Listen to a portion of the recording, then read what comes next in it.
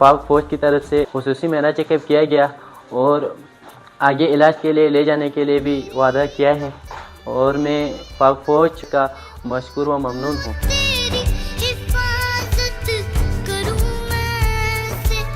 पाक आर्मी की जानिब से आज मेडिकल कैंप का इनेकाद किया गया। पाक आर्मी का शुक्रिया अदा करता हूँ।